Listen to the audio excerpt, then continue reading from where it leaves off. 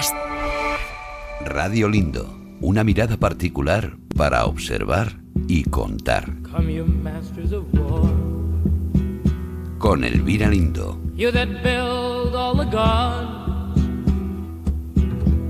you that build the death planes, you that build the big bombs, you that hide behind walls, you that hide behind desks. I just want you to know I can see through your mask. You that never done nothing but build to destroy. You play with my world like it's your little toy. Hola Elvira, buenas tardes. Hola, buenas tardes, Carla. Déjame decir una cosa antes de que presentes a nuestra invitada. Déjame recordar, yo creo que todos los oyentes lo saben, Déjame recordar a los oyentes, en cualquier caso, que llevamos un par de episodios en los últimos tiempos donde han vuelto a sonar los tambores de guerra nuclear, Sí. a entendernos. Sí. Sonaron en algún momento tras la invasión rusa de Ucrania, ¿recordáis? Al principio, tal. Y vuelven a sonar, y mucho, con el ataque de Israel a Irán y la respuesta, ataque planteado en base a, en fin, no sé si coartada, excusa o motivo, de anular la capacidad del régimen de los ayatolás de fabricar bombas atómicas. Este es el contexto y ahora ya puedes presentarnos a nuestra invitada de esta tarde en Radio Lindo, que creo que estaba bien hacer eso. Sí, es el dramático contexto.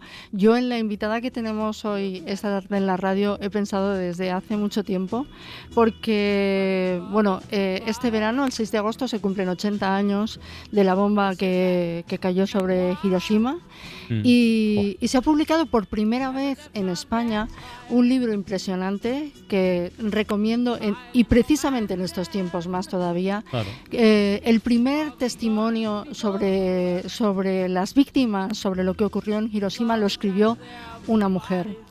Y una mujer ahora es la que ha hecho el prólogo a ese impresionante libro, Ciudad de Cadáveres. Esta mujer es Patricia Hiramatsu. Tenemos la suerte de que habla un castellano correctísimo porque es de origen argentino, aunque vive en Japón hace 40 años, y hemos tenido la suerte de que pase unos días en España y por supuesto que pueda pasarse por la radio.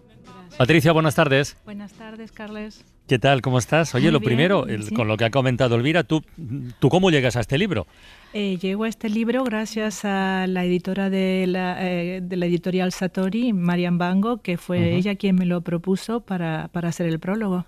Ya, yo quiero decir, y se lo he dicho a Patricia antes fuera de antena, que hay libros que precisan de un prólogo, hay libros que precisan que una persona nos explique cómo era el contexto, qué es lo que ocurría en Japón, cómo era la literatura en Japón antes de que cayera la bomba y cómo fueron los testimonios después de la bomba.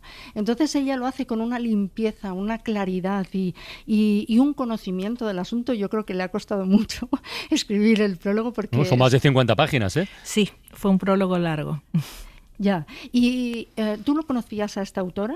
No, yo tampoco conocía a esta autora. Cuando Marian me pide que haga el prólogo, pues para mí fue todo un descubrimiento. Bueno, cuéntanos, ¿qué es lo que... O sea, esta autora vivía en Hiroshima cuando cae la bomba, es decir, es una víctima. Sí, así es. Pero ella vive en Hiroshima un poco por casualidad, porque ella estaba en Tokio. Ella era una escritora profesional ya de antes, y lógicamente las casas editoriales estaban en Tokio, pero en esa época Tokio sufría unos grandes bombardeos de los americanos, de bombas incendiarias.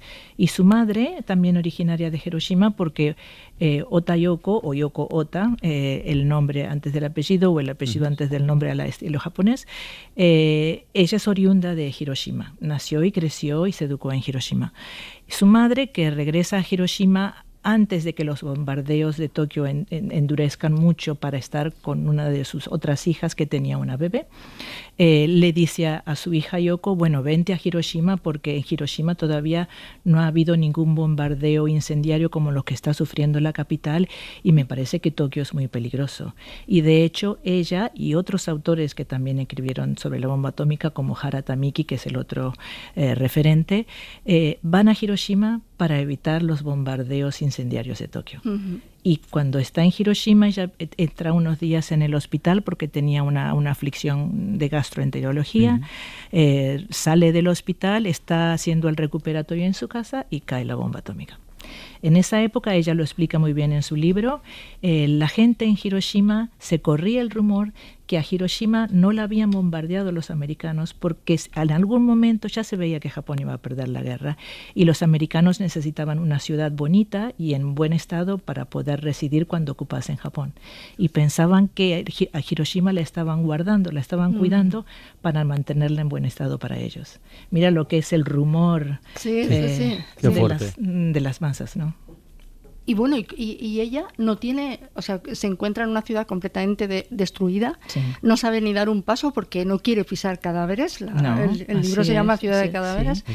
Y tampoco tiene papel para escribir, ¿no? Así es. Entonces, ¿cómo va haciendo para, o sea, y tener esa conciencia de yo estoy aquí, yo tengo que escribir sobre esto? Pues el punto que a ella le hace escribir sobre este libro es que ella piensa que va a morir de los efectos de la radiación. Claro. Primero cae la bomba y hay una cantidad de víctimas directas de la bomba, también están los heridos, pero luego, después de 2 semanas, comienza a suceder estos síntomas que nadie conoce, que no se habla de ellos, que la gente empieza a padecer diarreas, fiebres muy altas, se les empieza a caer el pelo, vómitos muy negros.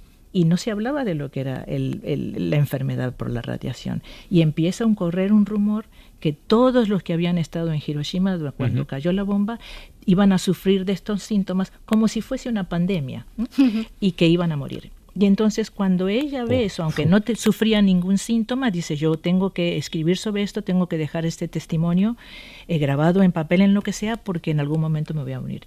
El libro está escrito desde el apremio, desde la urgencia, así es, ¿no? Tal cual, desde el apremio, desde la urgencia. Pensar que ella era su responsabilidad, además como era una escritora ya profesional, dice, es mi responsabilidad dejar este testimonio porque voy a fallecer y no va a quedar. Y es un poco también, este apremio es un síntoma del trauma, que de haber vivido una experiencia tan radical. ¿Y escribe el testimonio en cualquier cosa? Sí, escribe el manuscrito, que de hecho el primer editor que lo recibe dice es un manojo de papeles sucios, porque escribe en los papeles que les traen algunos vecinos. Ella había evacuado a un pueblo que estaba cercano en la zona de donde venía su familia y le empiezan a traer retazos de papel. En Japón están las ventanas que se cubren con papel y algunos papeles viejos de esos y ella escribe. Entonces es un manojo de papeles sucios, escritos con lápiz porque no hay tinta, en fin. Y podemos imaginar cómo era esa ciudad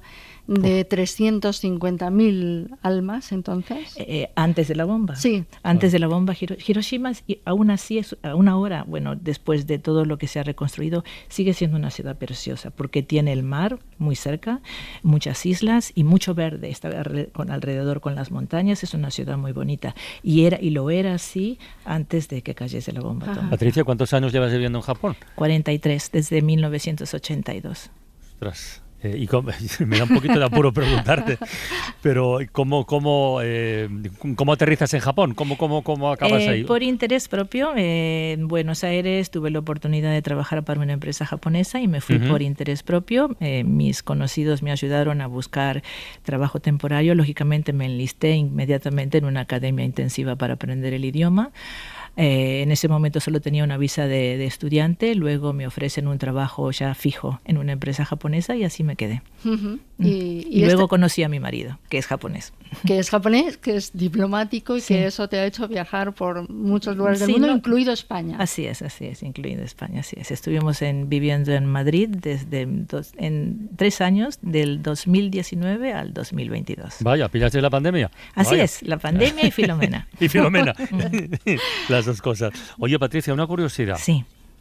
esta mujer del libro que hoy, de Ciudad de Cadáveres, esta Yoko, Ota Yoko, esta mujer es una celebridad en su país, es muy conocida, una figura de esas, ¿no? No es ni una celebridad ni es conocida. Ota Yoko tuvo un carácter difícil, fue una personalidad difícil y eso no le hizo tener una buena relación con las casas, con las editoriales, con las editores, y su obra no fue muy considerada. Ella es la escritora más prominente sobre la literatura de la bomba atómica, porque de hecho de los 3 escritores profesionales que sobrevivieron a Hiroshima, ella es la única que sobrevive por más tiempo, y esto le da tiempo para crear un volumen de obras que se centran sobre el tema de la bomba atómica. Los otros 2, que son 2 caballeros, fallecen muy pronto. Sigue, perdona. Uno por un problema, una cirugía mal hecha, y otro porque se suicida al ver que Estados Unidos comienza la guerra en la península coreana y él piensa que va a haber otra debacle nuclear y no lo quiere vivir.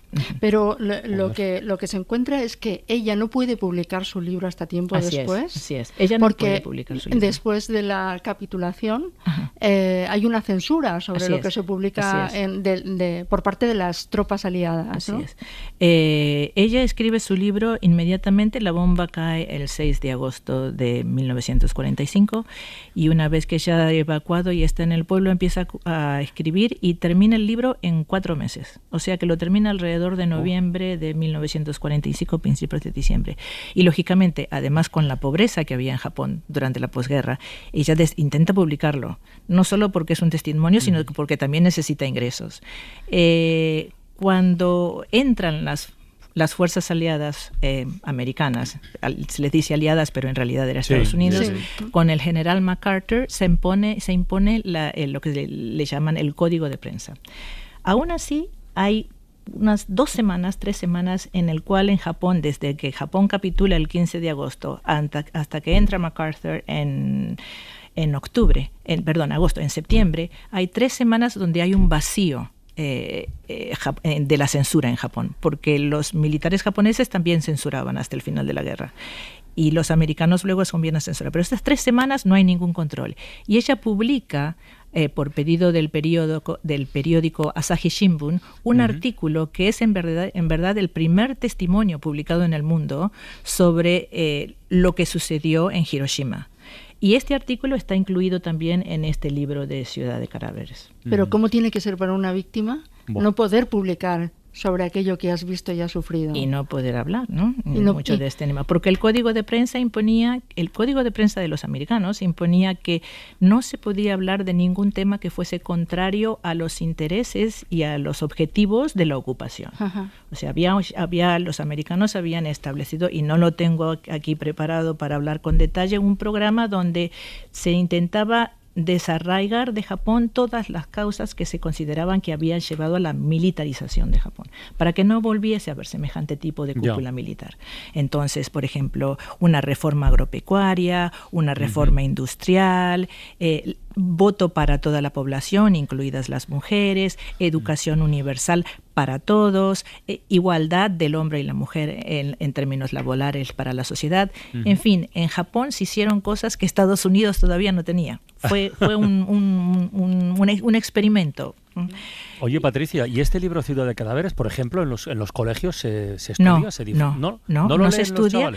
La autora no se la conoce, se la desconoce. Se conoce al otro autor que se suicidó, Hara Tamiki. Él es muy conocido porque él fue una persona muy carismática y muy popular y muchos velaron por su legado. Pero en el caso de Ota Yoko, no, nadie veló por su legado. Ella no fue una escritora popular, no fue una persona popular. No es que no haya sido una escritora no conocida, porque de hecho cuando primero se publica Ciudad de Cadáveres en 1948 en una versión autocensurada por la propia editorial que le sugiere sacar las partes más actuales, o sea, todos los datos que ella publicaba de estilo periodístico, porque pensaban que eso daba mucha realidad, mucha actualidad al libro, y que eso las fuerzas de ocupación les ibas a decir que no.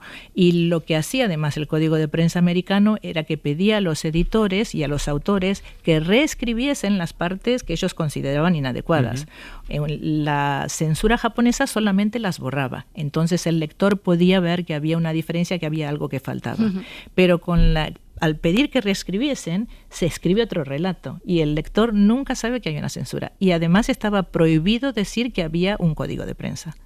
O sea, que el lector de esa época no sabe lo que está pasando. Finalmente se empiezan a publicar libros sobre la literatura de la bomba. Se comienzan a publicar en 1948 porque en ese momento ya se sabe que Rusia ha obtenido la bomba atómica y entonces había un interés en Estados Unidos de que se conociese tanto en Japón como en el mundo que ellos habían utilizado la bomba atómica en Japón, pero que había sido para terminar la guerra y para traer una etapa pacífica. Pero los pueblos, cínico, con respecto a las víctimas, somos puñeteros también, porque luego resulta que hay quien dice, bueno, ya basta de este asunto. ¿No ocurrió eso en Japón también? Sí, por supuesto. Por supuesto, el pueblo estaba agotado, agobiado. Fue una guerra terrible. Los últimos años fueron realmente desastrosos. Y además la moral, el abuso, la pobreza, terrible. Las muertes, era terrible. Querían hablar de otra cosa. Y cuando vienen ya la ocupación, bueno, el primer año de posguerra es una posguerra terrible para Japón, también muy, muy pobre, que ahora nos cuesta trabajo imaginarla, pero un país totalmente destrozado. Y con una inflación galopante, sin trabajo, sin comida, sin vivienda. Y entonces, lógicamente, cuando Japón empieza de a poco a reconstruirse, todo el mundo quiere olvidarse de eso. Patricia, y llevas 40 años viviendo en Japón. ¿Existe un sentimiento, una conciencia autocrítica de que se hicieron cosas mal? ¿O existe una nostalgia por aquel pasado imperial? No. Bueno, siempre están los que tienen una nostalgia por el pasado imperial. A ellos no se los puede evitar, pero son una minoría. Son una minoría muy minoría, muy pequeña. El Japón está consciente, tiene una conciencia muy grande de las atrocidades del pasado. De hecho, se conmemora todos los años el 6 de agosto y el 9 de agosto los bombardeos de Hiroshima y de Nagasaki. Es un momento de mucha compunción en el pueblo. Un día muy serio, aunque no es un festivo, es un día muy serio, de mucha tristeza. Y esta conmemoración permite sobre todo que los japoneses y todos los que estamos viviendo allí tomemos conciencia y recordemos que la paz, el bienestar y el nivel de vida del que goza ahora Japón, que es un nivel muy elevado, está edificado sobre el sufrimiento y el dolor de muchos. Y esto es lo esencial. Es una lástima que a Ota Yoko no se la reconozca, no se la conozca y que no se conozca el libro que ella ha escrito, que es Ciudad de Cadáveres, que es una obra seminal. Pero lo más importante es que se recuerde que lo que tiene hoy Japón está edificado sobre lo que sufrieron muchas gentes en el pasado. ¿Cómo se trató a las víctimas? Porque eso también provoca cierta controversia. Pues a las víctimas no se las trató muy bien. Ota también lo dice en el libro, se creía, y lo escribo yo en el prólogo, se creía que la bomba atómica en Hiroshima y en Nagasaki eran cosas... Hiroshima y Nagasaki están lejos de Tokio, no están tan cerca, entonces son cosas de la provincia, no son cosas que han pasado en la capital. Y los consideraba cosas menores. De hecho, además, como durante 2 años la ocupación americana no permite hablar sobre el tema de Hiroshima, los mismos japoneses no sabían lo que habían pasado. Ni sabían cuántas víctimas había. Ni sabían cuántas víctimas había. Y nunca se sabrá exactamente cuántas víctimas hubo, porque es imposible tener esos datos. En un primer momento como cerca de 80.000. 80.000, 70.000, 80.000 son las cifras que se estima, pero la verdadera cifra nunca lo podremos saber. Tengo un libro aquí conmigo mientras estoy escuchándoos que se llama La Espera, fotografías de Tadashi Okakura y texto de Arthur Winard. Es que a ver cómo lo cuento. Es un recopilatorio de objetos. Por ejemplo, primero un reloj que está parado a las 8:15 de la mañana, y hay textos que van acompañando cada cosa. Hay una olla, hay unos guantes, hay un vestido. En el reloj dice, por ejemplo, buenos días, ¿para ti qué hora es ahora? Para mí siempre son las 8:15 de la mañana. Y en todos los textos hay un momento donde dice, pero exactamente a las 8:15 de la mañana de aquel 6 de agosto se sintió ¡pica! El gran fulgor. Sí. Aparece esa frase en los guantes, en el vestido, en latas de comida, en los zapatos de un escolar. Es un libro de fotografía y palabra realmente maravilloso. Sí. Que nos complementa esta explicación tan interesante que nos has hecho de Ciudad de Cadáveres en tu prólogo y hoy en la radio. Patricia, muchísimas gracias por venir a Radio Lindo, de verdad. Qué bien. Y absolutamente recomendable leer este libro ahora y estos días que estamos viviendo. Yo estoy tocando madera, no sé vosotras, pero... Sí, pues sí, por supuesto. Es lo más importante que esté pasando, aunque hablemos de España, es lo más importante que está pasando. Tengo la sensación de que alguien está jugando con fuego, sinceramente. Así es. Es Dios muy mío. peligroso. Patricia, un abrazo muy grande. Muchísimas gracias. Elvira, hasta la próxima semana. Un beso, hasta Adiós, pronto. chao.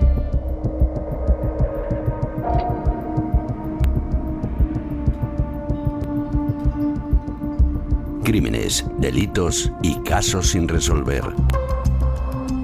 Rojo oscuro casi negro. Con Patricia Peiró. Hola Patricia, buenas tardes. Hola, ¿qué tal? Tú ya sabes, y lo saben todos los oyentes, que uno de los códigos radiofónicos así más manidos consiste en dar la hora cada 2x3. Ahora, por ejemplo, son las 6:33 de la tarde, las 5:33 en Canarias. El tema del que vamos a hablar hoy tiene que ver con dar la hora, tiene que ver con ver la hora, tiene que ver con los relojes y tiene que ver con el buen tiempo. Porque con el buen tiempo lleva el calor, con el calor llega la manga corta y con la manga corta que se nos vea el reloj que llevamos. Y hoy hablamos de unos ladrones muy especializados que se les conoce como las bandas de los relojeros y se dedican casi en exclusividad a robar relojes de lujo. Eso además lo hemos visto en reportajes, lo hemos visto hemos leído en artículos en periódicos e incluso hace un año, yo no sé si tú te acordarás, Patricia, el periodista Javier Gómez Santander, que es uno de los coproductores de La Casa de Papel, ya es un tipo muy conocido y además se notó el poderío porque pudo emplear muchos recursos, se puso al frente de un trabajo de investigación a nivel internacional sobre estas bandas de ladrones de relojes de lujo. Y yo no sé si nuestro invitado de esta tarde, al que enseguida nos presentarás, tuvo conocimiento, pero fíjate, ahí hablaban con los propios ladrones. Los ladrones tienen una escuela y ahí aprenden, entre comillas y sin comillas, aprenden cómo cometer los delitos. Estamos en la escuela de ladrones. Entrenan por parejas y con relojes de correa de acero. Uno se lo pone, el otro aprende a quitárselo. Practican hasta que son capaces de hacerlo en menos de 5 segundos. Puede llevarles semanas. Entonces ahí le tenés que explicar cuáles son los pasos. Primero, cómo agarrarlo. Entonces lo pones a uno y decís, lo tenés que agarrar así. Primero le mostrás la técnica. El primero tiene que saltar el flip-up. Después la malla y después se corta. O sea, son 4 movimientos. Y que eso se lo tenés que explicar. Porque si no el tipo tira. Y lo único que hace es lastimar y perder tiempo. Se busca la perfección en ese sentido, o sea, la menor cantidad de daño a la víctima y la menor cantidad de tiempo. Pues si vos tirás, te lo traes hasta arriba de la moto, porque no se corta el reloj. Bueno, claro, esa es la teoría, luego está la práctica, luego está el momento de ponerse en acción, de aplicarlo, y sí, es verdad, el modus operandi prácticamente siempre es el mismo. Robert nota que alguien lo agarra por detrás. Le están pasando un brazo por el cuello y lo estrangulan. Por instinto, tira con sus 2 manos de ese brazo que ha salido de la nada. Intenta quitárselo del cuello. Es el movimiento que el ladrón estaba esperando. Todas sus víctimas lo hacen. Suben las manos para defenderse y le dejan el reloj a la vista, desprotegido y a la altura perfecta. El ladrón agarra el reloj, hace un giro. Es un golpe de muñeca. Y el perno de la correa cede. Salta a la moto y desaparece. Patricia, ¿qué cara pone nuestro invitado? Pues asiente esto. bastante, creo que le suena bastante de lo que estamos hablando. Vamos a fijarnos en una operación en concreto, si te parece, bautizada como Parance o Parancé, en la que se llegó a tener a casi 40 integrantes de estas organizaciones o bandas que habían dado golpes en España y les saludamos. Venga, cuéntanos, Patricia. Pues mira, lo que tienen en común todas estas organizaciones casi siempre es el uso de la moto, una motito que suele ser pequeña, claro, para moverse con habilidad entre pues las callejuelas callejuelas, ¿no? o las grandes avenidas una vez que han robado el reloj. En esta operación en concreto se detuvo, como tú decías, a 36 integrantes y en concreto todos estos casi siempre venían de Nápoles, de una zona muy concreta de Nápoles, pues donde tienen este tipo de especialización en este tipo de robos y son bastante sofisticados. ¿Por qué Nápoles, Patricia? ¿Tiene alguna conexión con la camorra o algo? Claro. Pregunto, no tengo ni idea. Sí, muchos de ellos tienen conexión con la camorra, por lo cual se desprende pues que los beneficios y todo lo que sacan de estos robos, que bueno, son bastante cuantiosos, ¿no? Se sacan muchísimo dinero de cualquier pieza, pues van destinados luego a financiar otro tipo de actividades delictivas propias de la camorra. Pues bueno, se dedican al narcotráfico, a las extorsiones, al propio mantenimiento de sus integrantes, con lo cual pues sí, tienen mucha relación. Ya sabemos que los chavales,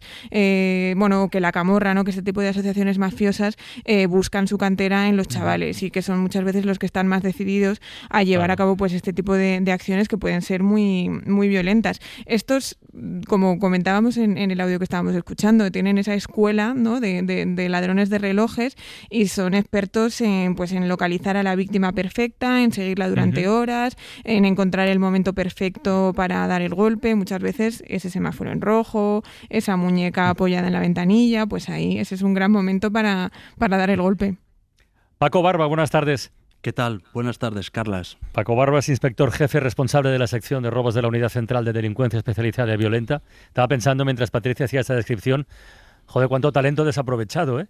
O sea, una persona que es capaz de seguir durante horas a alguien sin que se dé cuenta, de buscar un momento de la precisión, del entrenamiento y tal, y dedicado a esto, ¿qué le vamos a hacer? Por cierto, de esta operación que nos comentaba Patricia, ¿cuántos relojes se recuperaron? ¿No? Porque claro, uno tiende a pensar que cuando ya te lo han robado, le pierdes la pista y despídete de él, pero algunos se pudo recuperar, supongo, ¿no? Sí, Carlas, vinculado estrictamente a hechos delictivos cometidos en España, se llegó a recuperar 12. Bueno. Lo que pasa es que estos grupos, como bien habéis definido, vienen originarios de la ciudad de Nápoles, y en Nápoles me consta que también hubo varias operaciones, en este caso atacando lo que es la receptación. Y hubo también recuperación de relojes en dicha ciudad. Pues cada reloj de estos son 200.000 euros o más, hay que decirlo. Ostras, no está mal. Sí. No está, ¿por qué se llama Parance la operación que comentaba Patricia? Que esto de los nombres de las operaciones siempre es llamativo. Sí, etimológicamente proviene de, es un barquito pesquero propio de la ciudad de Nápoles y hace referencia pues a ese faenar entre 2-3 pescadores, y claro, aquí, pues como pasa en muchas otras ocasiones, se ha hecho una similitud en el ámbito delincuencial y estamos hablando también de 2-3, entrecomillado, pescadores, pero con otro objetivo. Me está enviando un mensaje Alejo Stivel, de Tequila, que me imagino que le conocemos todos, un mensaje muy escueto que dice: a mí me robaron exactamente así en Buenos Aires hace poco. Pues... O sea que no es una cosa que solo ocurra aquí. ¿En España en qué ciudades actuaban estas bandas o actúan, inspector?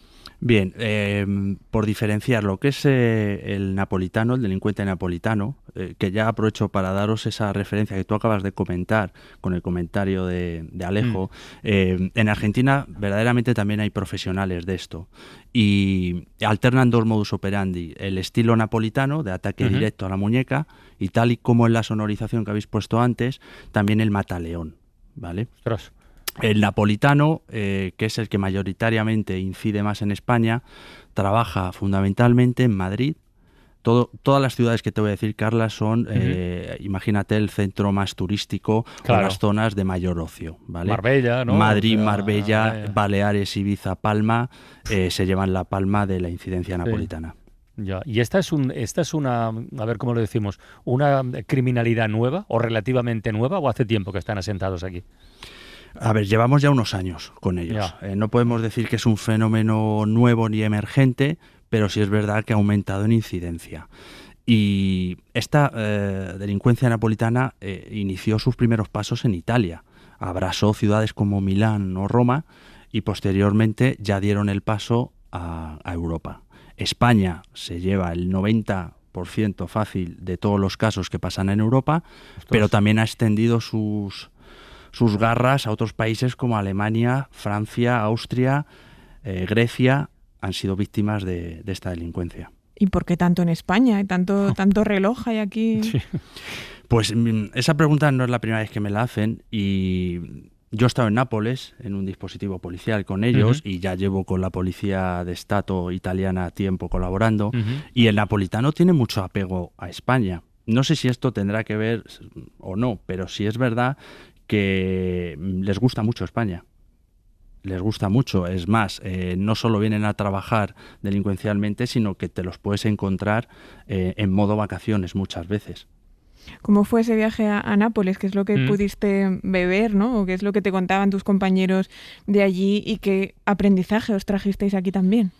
Bien, el viaje policial, por decirlo de alguna forma, a Nápoles surge como consecuencia de, al final de campaña, y por esa extrapolación del delito a Europa, se organizó en el ámbito Europol lo que llamamos Action Day para hacer efectivas unas órdenes europeas de detención de todos aquellos delincuentes que habían quedado sin aprender, pues intentar detenerlos donde residen, que es en los barrios, en los cuarteris de Nápoles. Sí. Se organizó, se coordinó con la Policía di Stato y se llevaron a cabo detenciones entrando en sus casas y acometiendo esas órdenes europeas. Claro, alucinaron, ¿no? Cuando vieron uniformes españoles, supongo. Sí. Uniformes españoles y policías de varias lenguas europeas. Y sí, fue un efecto que en parte también tuvo su incidencia, porque a lo largo después de esa intervención, sí es verdad que posiblemente en España se contuvo un poco la incidencia, pero sí es verdad que otros países como el sur de Francia, Niza, Cannes, han visto trasladada a estos grupos. Ya. Porque esta gente, digamos, en el caso de España, por ejemplo, ¿viven fijos en una ciudad? ¿Tienen una base de operaciones? ¿O se van moviendo en función de la presión policial, de que de repente sepan que llega un crucero no sé dónde? ¿O tienen una base así fija de operaciones? No, es una... ¿O hacen de todo? No, en términos generales, y el modus operandi más descriptivo es viajar para robar. Vale. El tiempo estrictamente necesario en conseguir un botín preciado. Puede ser un reloj, si estamos hablando de que han conseguido una buena pieza, o pueden ser 2 o 3 si son piezas de no tanto valor. Aquí el reloj va a variar entre 40.000 a $500.000 de euros. Ostras. Esos han sido casos que hemos vivido policialmente. Eso quería yo preguntarte, me da un poquito de cosa, pero ¿cuál es como has dicho, piezas? ¿Cuál es la pieza más valiosa que habéis podido recuperar? La joya de la corona. Sí, por ejemplo. La joya de la corona es una marca suiza que, bueno, eso es conocida y se puede decir perfectamente que es Richard Mille. Richard Mille tiene piezas que van, el mínimo, yo no creo que baje de 150.000 euros. Entonces, no es tan fácil de ver. Ahora. Claro, no es tan fácil de ver como otras marcas del mismo origen suizo, pero podemos calificar como la joya de la corona. Ya, sí. Pero ¿y esta gente es capaz de distinguir? Es decir, ahora además que hay imitaciones de todo, de casi todo, o bueno, un reloj puede ser un reloj muy aparente, muy bonito, pero tener un precio que no se acerque ni de lejos a esas cifras. ¿Son capaces de distinguirlos? Porque claro, hay que acercarse un poquito para ver. A distancia no puedes decir, ¿un Rolex? No, a distancia no lo puedes decir eso, ¿no? Pues ha sido parte de la acumulación de experiencia que ha cogido esta gente. Lo habéis descrito muy bien en el audio anterior. Hay que entrenar el ataque a la muñeca. Si te dedicas al mataleón como el argentino o el magrebí, hay que entrenarlo y convertirte en un pericioso de eso. Y esto al final es entrenarlo. Aparte, el napolitano focaliza sobre 4 marcas. No se va más allá. ¿Ah, sí? ¡Ostras! Sí. Estamos hablando de 4 marcas que van en ese oscilamiento de valor que te he comentado antes. Y entiendo. Dale, Patricia. No, que entiendo que para ellos es un negocio muy lucrativo. Hombre. Porque claro, hay muchísima demanda de este tipo de relojes y muy poca oferta, ¿no? Entonces, claro, ese mercado negro pues tiene un amplio abanico en el que obtener beneficios. Sí, que el crimen organizado napolitano, en este caso concreto, la camorra, haya focalizado sobre este objeto de gran valor, tiene una explicación, y es que el objeto es de gran valor, aún yendo a un mercado de segunda mano.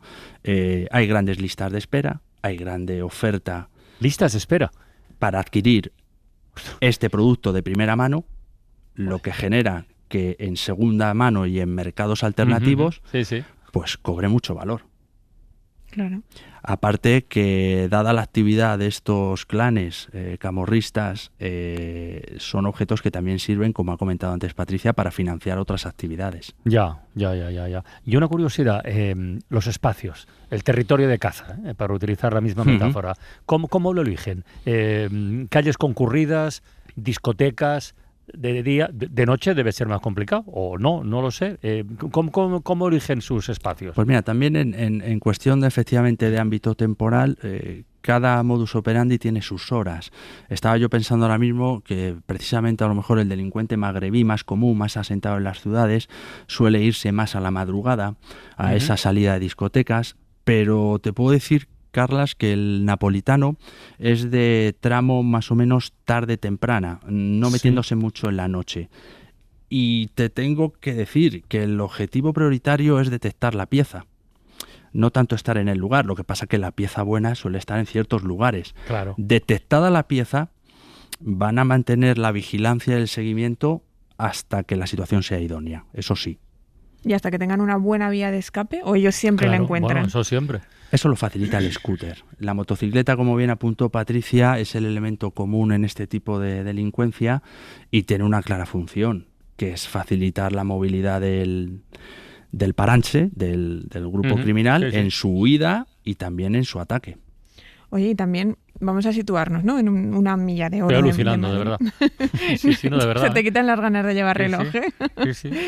Situémonos en una milla de oro de Madrid, ¿no? Pues, bueno, tampoco es que vayan todos de excesivo lujo, pero bueno, tienes que pasar desapercibido, ¿no? También en ese entorno. También ellos tienen técnicas, se disfrazan ellos también de gente acaudalada o de trabajadores de la zona. ¿Cómo hacen ellos para pasar desapercibidos y que no llamen la atención cuando están en esa actitud vigilante, cuando están mirando muñecas, ¿no? Que es algo que no es muy habitual. Sí, a ver, aquí pues también hay un componente. El italiano suele vestir muy bien. Eso es verdad. El italiano suele vestir muy bien. Y te vas a encontrar a un delincuente, vamos a definirlo, pintón. Pintón en cuanto a vestimenta, en cuanto a outfit, que va a ir acorde con muchas de esas zonas de ocio. Discotecas, salas prediscotecas, ambiente de playa, chiringuito, chill out. El napolitano suele ser, aparte, un delincuente más o menos joven, no se va más allá de 40 años. Estamos hablando de gente más joven que perfectamente se customiza muy bien y se naturaliza. Yo hago la pregunta a la inversa, Paco. No digo tanto, sino yo digo de las posibles víctimas. ¿A qué debemos estar atentos cuando estemos? Bueno, yo no tengo relojes de estos, pero vamos, por si acaso. ¿A qué debemos estar atentos para que no nos tanguen? A ver, yo aquí siempre digo que no se puede obligar a la gente a no llevar lo que quiere y lo que desea y lo que le gusta. No podemos caer en una manía persecutoria, porque no, para eso está la policía, precisamente para dar esa seguridad. Pero sí siempre he trasladado como consejo el ser consciente de lo que se lleva. Y en ciertos momentos, esas pequeñas dosis de atención, siendo consciente de lo que se lleva, en ciertos lugares, pues te puede evitar un susto. Perdona, Patricia, ¿alguna vez habéis pillado a estos ladrones relojeros con infraganti, con las manos en la masa?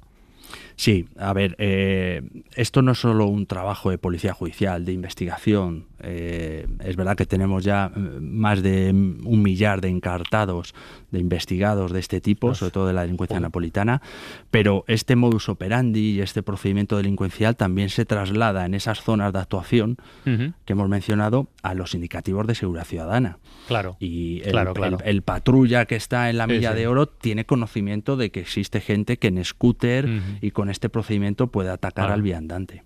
Pues como los carteristas, ¿no? Como los carteristas, sí, claro. Eso, ese es el mismo ejemplo, sí. Muy bien. Pues Paco Barba, inspector jefe, responsable de la sección, lo digo todo bien, de robos de la Unidad Central de Delincuencia Especializada y Violenta. Que muchísimas gracias por este ratito en la ventana, de verdad, A vosotros. Yo creo que ha sido muy útil, además. Patricia Peiró, cuídate mucho. Muchísimas gracias. Hasta luego. Y ahora el faro, que el faro hoy lo encendemos fuera de aquí.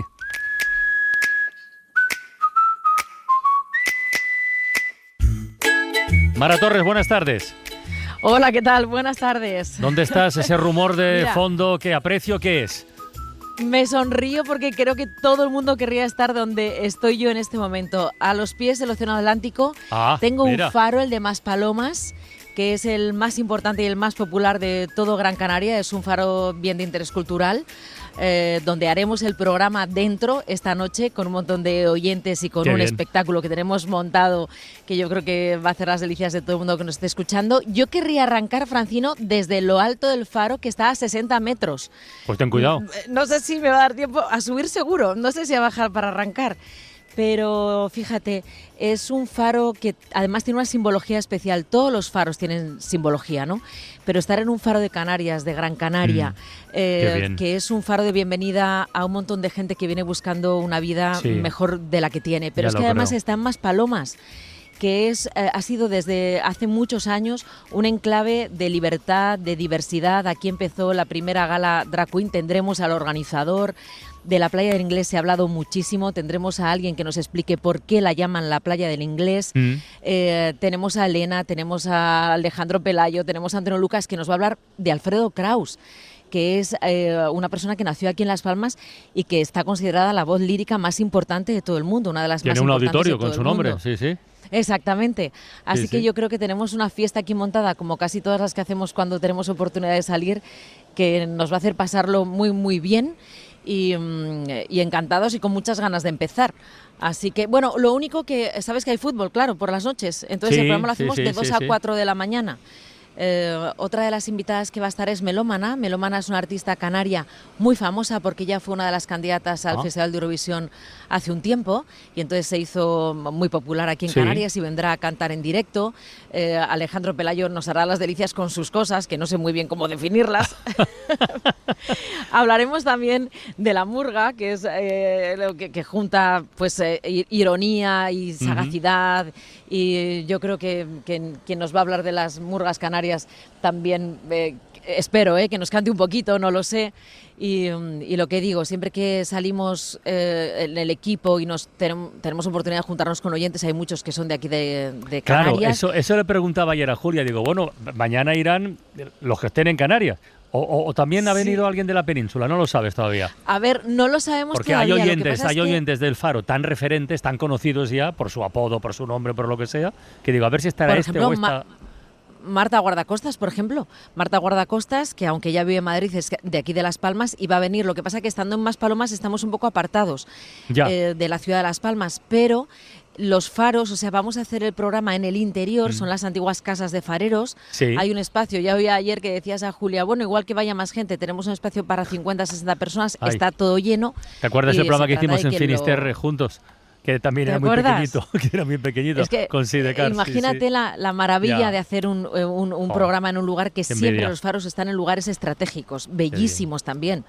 Porque están rodeados de mar, porque están en lugares que tienen que ver con eso que te digo, ¿no? La luz y la noche, la oscuridad y la luminosidad, tiene que ver también con lo sólido y lo líquido, el mar y la tierra. La verdad que es un privilegio hacer siempre un programa afuera, tú bien lo sabes, porque tenemos oportunidad de juntarnos con oyentes, pero en estos enclaves mágicos, imagínate lo que supone para nosotras, ¿no? Qué bien. Oye, pues has dicho que va a actuar en directo Melómana, ¿verdad? Melómana, sí. Pues podríamos escucharla un momentín. Ah, pues sí.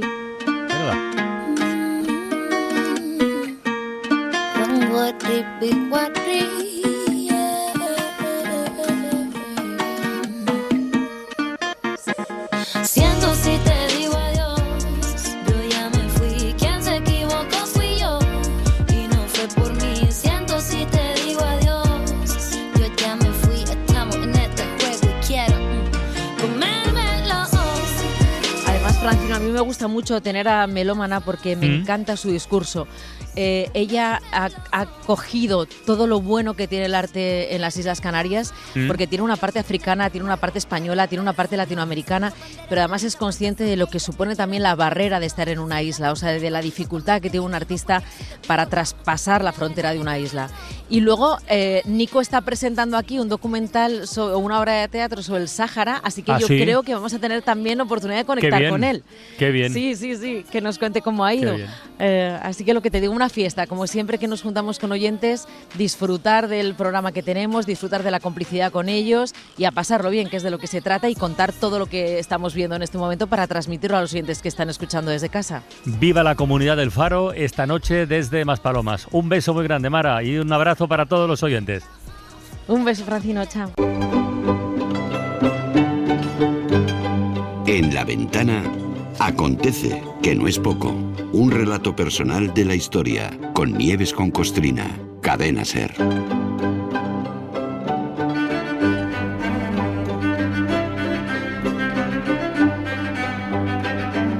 Uno de los gestos más nobles, bueno, a lo mejor lo de nobles es exagerado, ¿eh?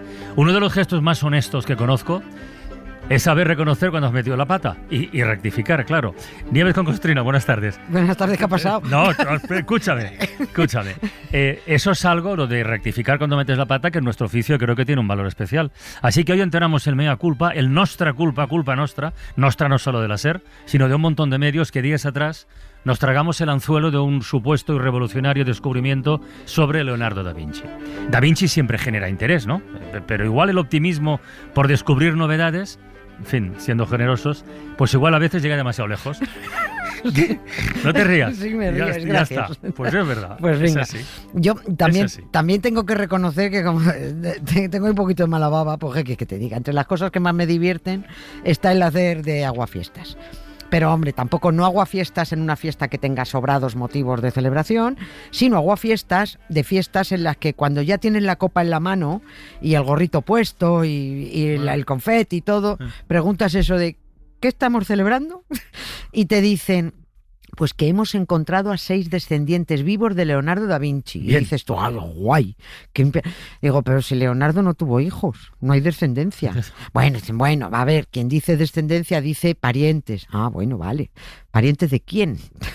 Bueno, pues de algún Da Vinci. Ah, bueno, vale, también. Pero es que Da Vincis hay tropecientos. Hay un huevo de Da Vincis. ¿Qué interés hay en saber que de alguno de esos tropecientos Da Vincis hay descendientes? Es lógico que los haya.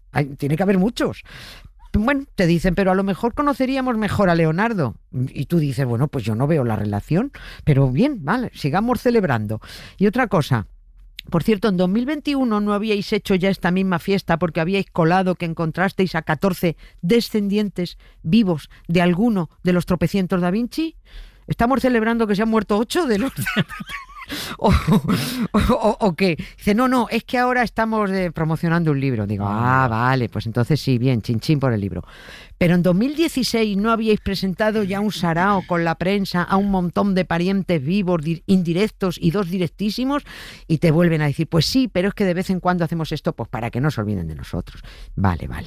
¿Y cómo sabéis que son parientes a todo esto? Dice, pues porque hemos hecho un árbol genealógico, estupendérrimo, desde el año 1331 para acá, con 21 generaciones, con 400 tíos que hemos estudiado. Dices, pues guay también. Pero eso es un trabajo documental, no biológico. ¿Qué dice el ADN? Dice, pues que les coincide a todos el cromosoma Y. Y tú sigues ahí metiendo... Ole tú, pero, a ver, con perdón, ese cromosoma Y, ¿de dónde lo habéis sacado? ¿De quién es? ¿Para qué? ¿Eso qué tiene que ver con Leonardo da Vinci? Bueno, a ver, con él no, porque de él no tenemos nada. ¿Te pongo otra copa? Y me preguntaba otra vez, ¿y tú de quién eres? De Marujita. ¿Y tú de quién eres? De Josefita, le dije yo a la vieja. ¿Y tú de quién eres? ¿Conoce usted por casualidad a Rafaela? ¿Y tú de quién eres? De Miguelina, la que le tocaba prima hermana, a la que se casó de penalti con unión, del que vendía cupones en la esquina San Cristales y me decía, ¿y tú de quién eres? De Maruja. De Da Vinci. A ver, se sabe exactamente con qué material genético se ha comparado, porque alguno habrá, para asegurar que hay 6 descendientes, entre comillas, de vivos de Da Vinci, ¿no? Aunque hay que recordar que sin hijos no hay descendientes. Sin hijos no a veces metemos el titular y no pensamos lo que metemos. Sí, pero la prensa ha picado. No hay descendientes de Leonardo, ni vivos ni muertos. Yo no estoy diciendo nada contra este supuesto estudio. Estoy diciendo que no sé dónde está el interés. El estudio me parece muy bien, pero vale, a quien le interese. Yo lo que me pasa es que busco respuestas y no las encuentro. Lo único que encuentro en la hemeroteca desde hace 10 años es mucha promoción, mucha publi y mucho titular con aspavientos que se repite periódicamente. Las dos personas que han sacado el libro ahora dicen que llevan trabajando en esto 30 años. Yo no lo dudo. Yo esto lo sigo desde antes de 2019 porque me interesaba el tema. Cuando se celebraba el 5º centenario de la muerte de Leonardo y se pretendió por aquel entonces llegar a ese año con alguna noticia impactante relacionada con Da Vinci. La que fuera, daba igual. Lo ideal hubiera sido estudiar y confirmar sus restos, hacer su reconstrucción facial, que lo intentaron a partir de su cráneo. Buscaron también la tumba de Lisa Gherardini, la modelo de la Gioconda, que estuvieron diciendo 2 años, estamos a punto de encontrarla, estamos a punto. Nada, mentira, nunca encontraron nada. Todo esto, sin embargo, generó mucho titular, pero todo fue un bluff. Siempre ocurre esto, la verdad, en torno, lo hemos comentado, en torno a personajes de mucha trascendencia histórica o artística que están desaparecidos en combate. Es entonces cuando determinados, no todos, profesionales se afanan en armar ahí mucho ruido para acaparar la atención. Y bueno, y si a eso se le puede sacar rentabilidad política o despertar interés para que la gente compre libros o acuda a exposiciones, pues mejor que mejor. Ocurrió, no me canso de repetirlo, con Cervantes en 2016, cuando con ocasión de su 4º centenario, la mujer de Aznar montó un sarao teatrero con curas y militares para inaugurar una tumba falsa del escritor porque dijeron que habían encontrado sus huesos sin haberlos encontrado, no los confirmaron jamás. Ocurrió también con Caravaggio en Italia por su 4º centenario, cuando se montó una expo con su obra, en fin. Pero es que en el caso de Leonardo, además, yo me acuerdo de algo que hemos contado aquí en La Ventana, que no se ha podido comparar sus restos con nada ni con nadie porque no se ha autorizado nunca la apertura de su tumba. Nunca. Con lo cual yo no sé lo que habrá dentro de esa tumba, pero lo que haya no lo han podido tocar nadie. No, y quien hay no se puede saber. La tumba está en un castillo francés privado y no dejan abrirla porque Leonardo no está. No está allí. Claro. Y si la abren y confirman que los huesecillos que haya, si es que hay alguno que hayan metido, no son de él, a la porra los ingresos que generan los turistas que van a hacerse la foto junto a la tumba fake de Leonardo. Así de claro. No nos vamos a repetir, pero la peripecia de los huesos de Leonardo está en el podcast del 2 de mayo de 2024. 2 de mayo del 24. El 2 de mayo, ahí estuvimos hablando de todo esto. Yo dudo del interés que pueda tener que hayan encontrado parientes en Vinci que descienden de alguno de los tropecientos miembros de la familia Da Vinci. Pues claro, ¿cómo no? A ver, el abuelo de Leonardo tuvo hijos, que a su vez tuvieron muchos hijos, menos Leonardo, que no tuvo ninguno. Y teniendo en cuenta que el propio Leonardo tuvo 22 medio hermanos, porque es que el padre era una máquina sexual. Pues calcula tú los Da Vinci que salieron de los 22 medio hermanos de Da Vinci. Claro que habrá gente por un tubo que descenderá de los cientos y cientos de Da Vinci que han ido dejando ahí descendencia y reproduciéndose en los últimos 6 siglos. Lo que de verdad han hecho los que están vendiendo el libro es localizar a 6 hombres que, según sus cuentas genealógicas, podrían pertenecer al linaje de la familia de los Da Vinci. Y aquí la cosa ya cambia mucho, porque los Da Vinci eran pues un montón. ¿Y qué? Se han encontrado a 6 que descienden de alguno. ¿Dónde está el interés? Por eso en los titulares han metido con calzador a Leonardo, que no tiene nada que ver con esta vaina, pero si en el título no metes a Leonardo da Vinci, pues el nivel de interés baja bastante y por tanto también baja el número de pinchazos en las webs y los autores venderían menos libros.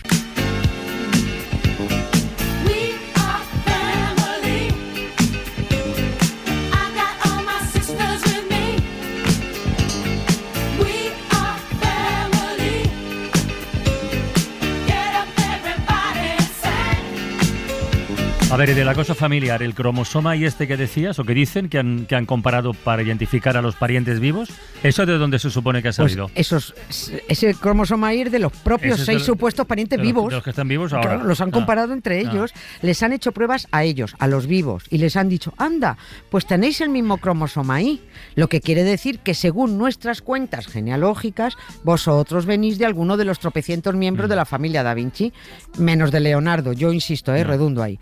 Pues vale, pues mira qué bien. En 2021 ya nos contaron que habían localizado, a base de hacer encajes de bolillos con árboles genealógicos, esto mismo que nos han contado ahora, pues como si ahora fuera el gran notición. Y ya hace 5 años dijeron que bueno, que pensaban afinar más la puntería en cuanto sacaran ADN de los restos biológicos que podría haber en los cuadros de Leonardo, en los documentos, en sus pinceles, porque dijeron, se supone que según pintaba o escribía, pues pudo dejar rastros de epiteliales. Como todos hemos visto CSI, pues sabemos lo que es. Quizás se le quedó un pelo pegado en el óleo, o con su folículo piloso y todo, oye. O quizás restos de un estornudo de Leonardo en un papel, o a lo mejor algo de sangre que dejó por una heridita en su pincel, porque yo qué sé, se arrancó un padrastro. Esta es la fantasía que nos transmitieron en 2021, pero nada de esto ha ocurrido. Les van a dejar a ellos raspar un cuadro a ver si hay un pelito, o raspar un escrito a ver si hay saliva o un moco de Leonardo para sacar el ADN. Hombre. También dijeron que lo ideal sería que les dejaran abrir la tumba de Leonardo en el castillo de Amboise, que ya les han dicho 50 veces que no. O abrirla de algún otro pariente. Pero entonces, para que lo entendamos todo, ¿tampoco tienen localizados a ningún otro pariente de Leonardo para extraer ADN? No, ni a uno. Vale. Ni a uno. Hace años que pusieron en marcha una cosa que llamaron Proyecto Internacional ADN Leonardo, que claro, fíjate cómo suena, ADN Leonardo, bien, suena fantástico. Pero intentar sacar ADN de Leonardo sin tener a Leonardo, a mí se me presenta un poquito complicado. A mí se me cierra un ojo, como a Millán, el de Martes y 13.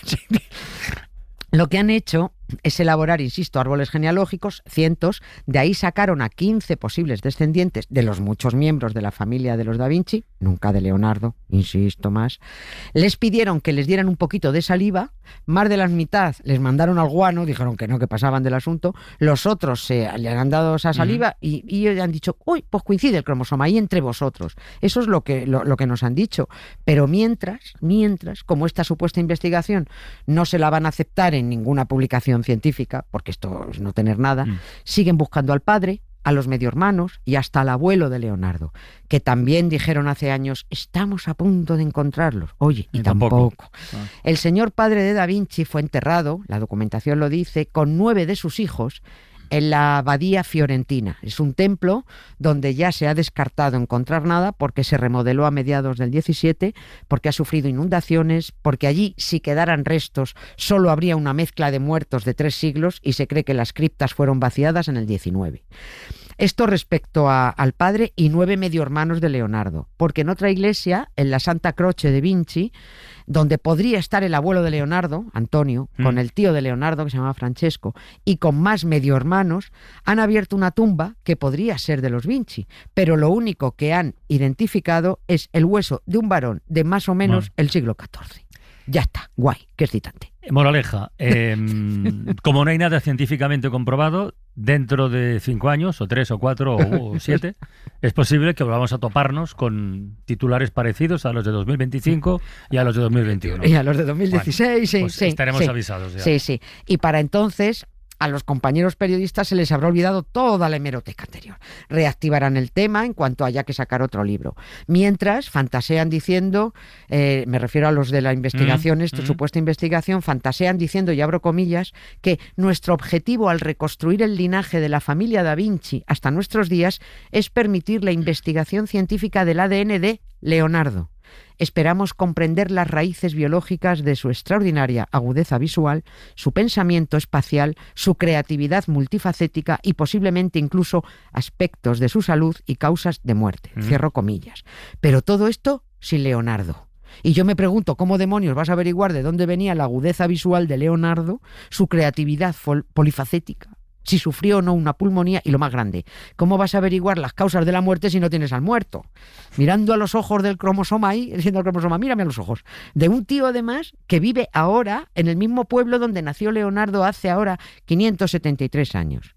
Bueno, verás tú, otro día te cuento lo de Caravaggio y su estafilococo, que también es muy gracioso. Estafilococo, poca broma, que no el estafilococo. Sí, pues a este se lo colgó, Pues poca broma. Por eso. Para no perderte ningún episodio, síguenos en la aplicación o la web de la SER, o de un podcast o tu plataforma de audio favorita. Siempre que te pregunto qué, cómo, cuándo y dónde, tú siempre me respondes. Quizás.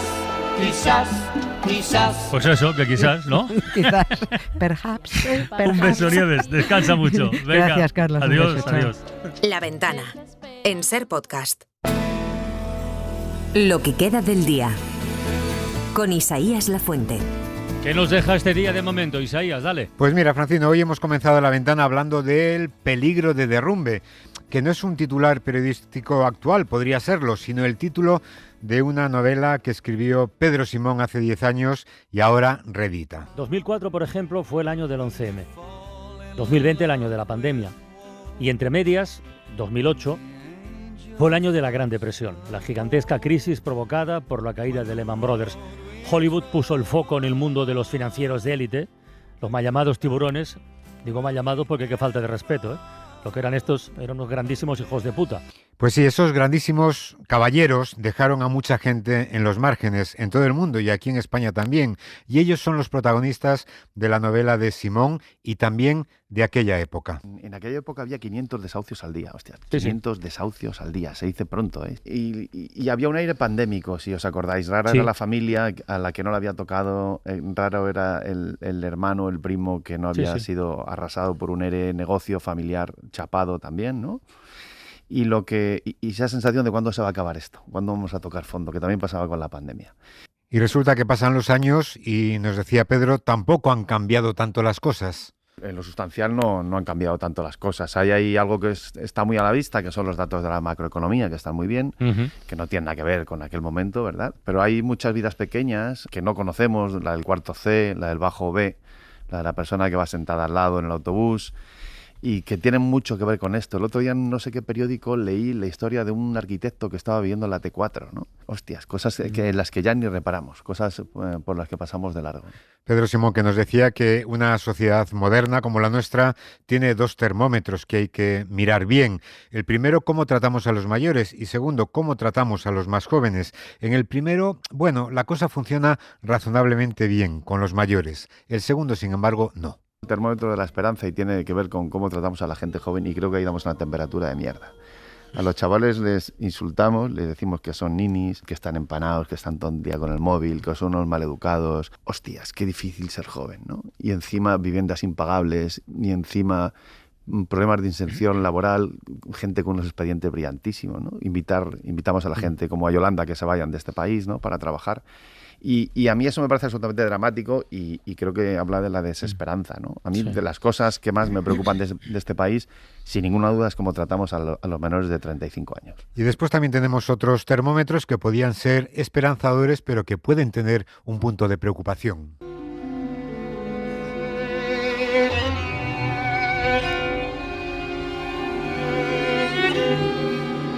El termómetro que nos indica a esa gente que trabaja incesantemente para que el mundo sea mejor en la ciencia, por ejemplo. Esta noche, a esta hora, se están entregando los premios de la Fundación BBVA Fronteras del Conocimiento, y allí está nuestro compañero Javier Ruiz Martínez, que se ha cruzado con Anil Jair, que es un indio que trabaja para identificar a 1.300 millones de conciudadanos, los más pobres, que no tienen documento de identidad en aquel país, o a Daniel Drucker, uno de los padres del Ozempic. Sí, este canadiense es endocrinólogo y sus investigaciones han sido fundamentales para terapias contra la diabetes y la obesidad, y de ahí nació el famoso medicamento Ozempic. Le hemos preguntado por aquello que dijo en su momento en Estados Unidos Oprah Winfrey. They're not even thinking That's about right. it. That's right. They're only eating when they're hungry That's and they're right. stopping Que when they're anunció al full. mundo que tomaba Ozempic y que ya no hacía falta hacer dieta ni ejercicio, que se podía comer, vamos, cualquier cosa sin engordar y luego tomarse un Ozempic. Drucker dice que aunque los pacientes ven que han encontrado lo que él ha llamado un ingenio de una lámpara, hay que seguir diciéndoles que hagan dieta y ejercicio. Y entre tanta gente importante también se ha topado con Avelino Corma, el turolense que cada año suena para el Nobel de Medicina, que hoy está muy bien, nos decía, pero tampoco es lo más importante. Lo bonito de nuestra profesión es el descubrimiento, la capacidad de hacer hipótesis de trabajo y después ir y comprobarlas. Si es negativa, reformularlas hasta que llegas a encontrar una explicación. Eso es fantástico. Todo lo demás, si viene después, fantástico. Pero si no viene, por lo menos mi vida ha sido un goce continuo con mi profesión. Son personajes que hacen avanzar la ciencia y que hacen avanzar el mundo y que nos avisan de que hay que proteger a la ciencia de los ataques que está sufriendo, de políticos que, como Trump, por ejemplo, intentan ponerle freno. Así que avanza la ciencia, pero a veces decrece la confianza, nos decía Rafa Vilasan Juan. Se está avanzando muchísimo, lo que se está perdiendo es en confianza. Es decir, ¿quién en Europa en estos momentos se va a fiar de lo que se pueda producir a raíz de lo que significa el recorte en la ciencia americana, ¿no? Han cerrado los institutos nacionales de salud y, por ejemplo, la última, que fue de la semana pasada, es que pues el secretario de Estado de Salud, lo que sería el ministro de Sanidad, Kennedy, pues se quitó a todos los asesores que trabajan en vacunas. Es decir, no me interesan, fuera, ¿no? ¿Qué nos dice? Pues que efectivamente se puede investigar, pero si no se promociona, si no se promueve, se va a perder. Y recuperarlo se va a tardar mucho tiempo. Y mientras tanto, el mundo no para de meterse en guerras y el secretario general de la OTAN pide dinero.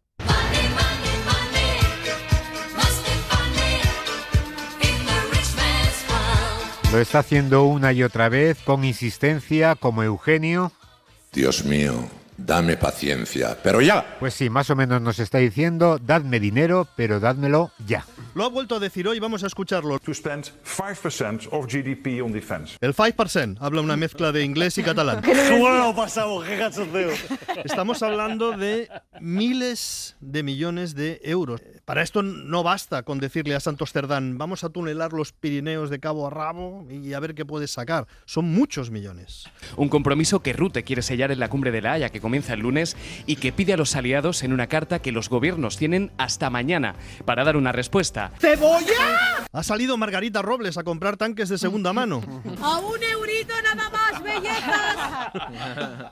Pues no, señor. Tú a mí no me acojonas, cariño. Pedro Sánchez no ha esperado a mañana y ha respondido a la carta de Mark Rutte en pocas palabras. ¡Vete a la mierda! Indudablemente esto le viene fenomenal a Pedro Sánchez. Es un tema en el que puede levantar una bandera y olvidarse, aunque sea por unos minutos, del tridente Koldo Ábalos Cerdán. ¡Frescos! ¡Muy, muy frescos! Bueno, los dirigentes de las instituciones internacionales, los gobernantes nacionales, los políticos en general, marcan caminos que, según documentan las greguerías, después hay otros que siguen a ciegas. A ver, la gente escucha a los políticos y copia comportamientos como demuestra Carl Winslow. ¿Qué haces? Son las 5 y no he comido. Las 5 de la mañana, anda, apaga el fuego y vuelve a la cama. La sinceridad con el jefe, Francino, es muy, muy importante. Esto es de Stockman. Ramírez vuelve a llegar tarde. Mucho tráfico, jefe. ¿Ha probado a madrugar más? Una vez, jefe, pero no me gustó. Y ahora, pues una típica equivocación, la que demuestra Doc. Ah, qué bonito sé que me dijiste que soy tu fetiche. Dije que eres un fantoche. Y acabamos con esta greguería que está entre Iturriaga y Matías Prats. El autor es Georgie Dan. Que seas calvo y te vuelva a crecer el pelo parece un turco de magia. Bueno, y quedan 10 minutos para la crónica seria de hora 25. Nosotros tenemos una crónica muy seria también, que es la del Mundo Today. Pedro Sánchez aclara que prostitución cero no existe. La ciudadanía le ha recordado al líder socialista que cóctel Molotov cero no existe. Hacienda publica la lista de personas a las que les queda la renta para septiembre. Muchos contribuyentes que han aportado poco este año tendrán que repetir año fiscal. José Luis Torrente se da de baja del PSOE y entrega el acta de diputado.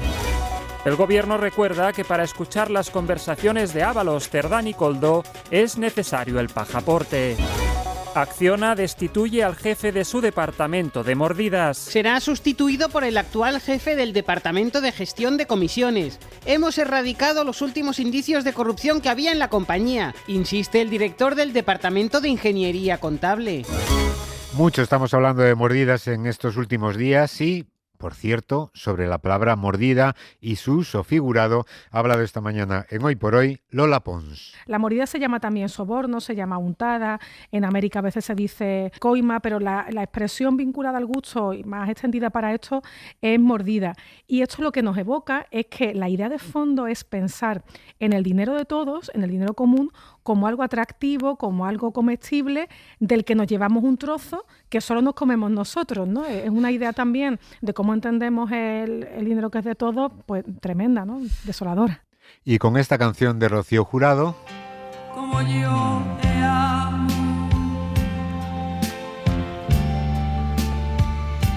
como yo te amo, Con esta canción han recibido esta mañana en Hoy por Hoy a un nuevo amigo de Luis Alegre. Es Raúl Arévalo, que acaba de terminar el rodaje de El ser querido de Rodrigo Sorogoyen.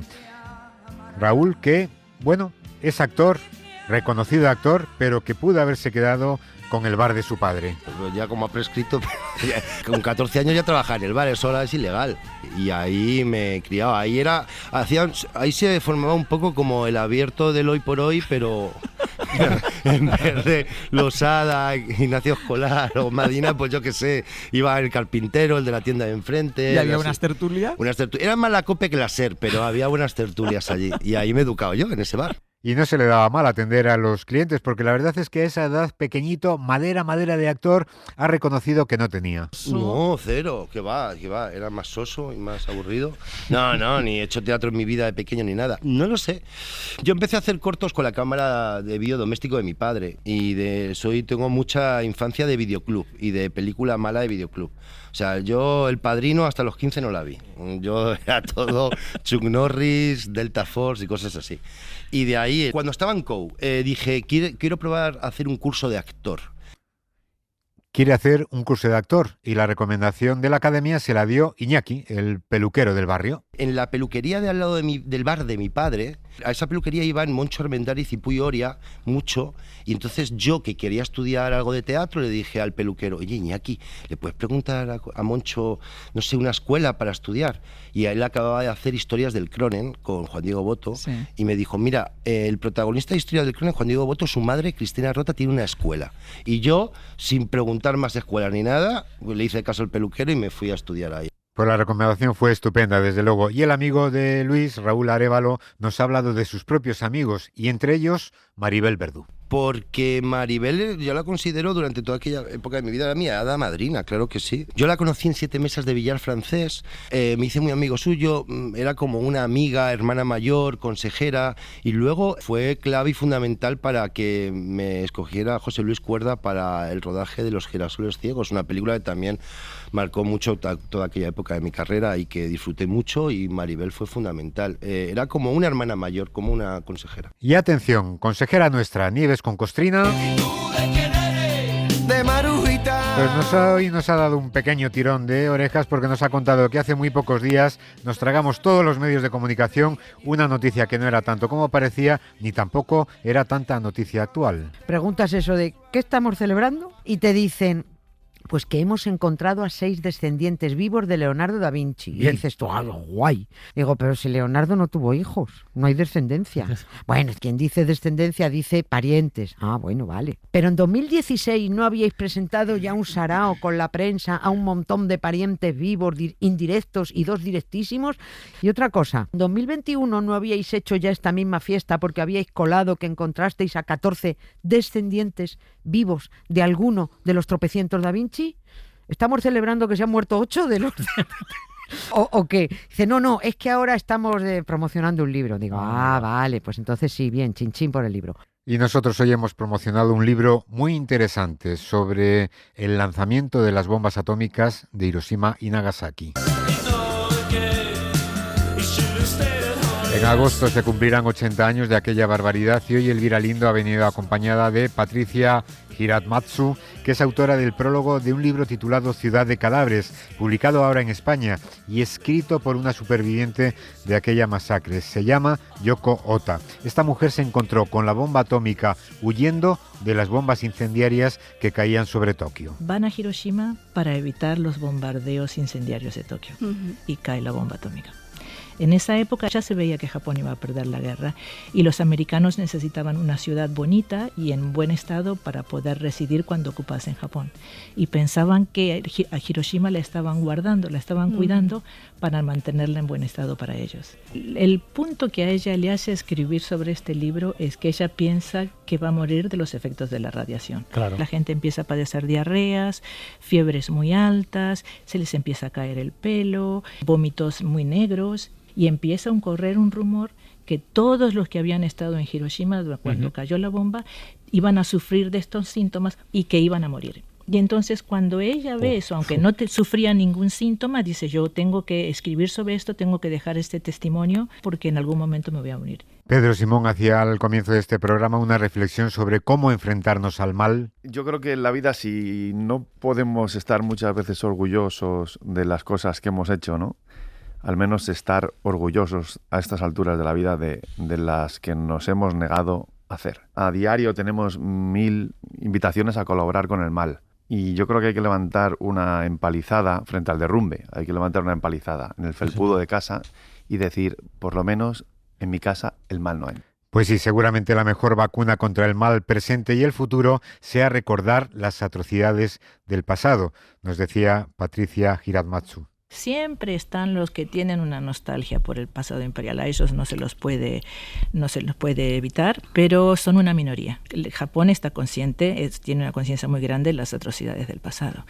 Y esta conmemoración permite sobre todo que los japoneses y todos los que estamos viviendo allí tomemos conciencia y recordemos que la paz, el bienestar y el nivel de vida del que goza ahora Japón, que es un nivel muy elevado, está edificado sobre el sufrimiento y el dolor de muchos. Y esto es lo esencial, que se recuerde que lo que tiene hoy Japón está edificado sobre lo que sufrieron muchas gentes en el pasado. Pues nada más que añadir, solo tomar buena nota, Francino, de esto que nos ha dicho Patricia y de lo que cantaba la nueva marquesa Luz Casal. Frente a la pena actual siempre nos queda pues mirar hacia atrás y buscar entre nuestros recuerdos. Pues esto ya se acaba por hoy, pero mañana más. Así que mucho ánimo, como siempre, y un beso muy grande. Adiós. Adiós. Para no perderte ningún episodio, síguenos en la aplicación o la web de la SER, Podium Podcast o tu plataforma de audio favorita. Miro hacia atrás y busco entre mis recuerdos para encontrar la niña que fui y algo de todo lo que perdí. Miro hacia atrás y busco entre mis recuerdos. Sueño con noches brillantes al borde de un mar de aguas claras y puras y un aire cubierto de azar.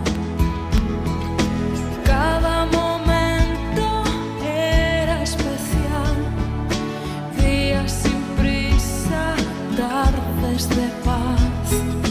Miro hacia atrás y busco entre mis recuerdos. Yo quisiera volver a encontrar la pureza, nostalgia de tanta inocencia que tan poco tiempo duró. Con el veneno sobre mi piel, frente a las sombras de la pared, miro hacia atrás y busco entre mis recuerdos. Y si las lágrimas vuelven, ellas me harán más fuerte.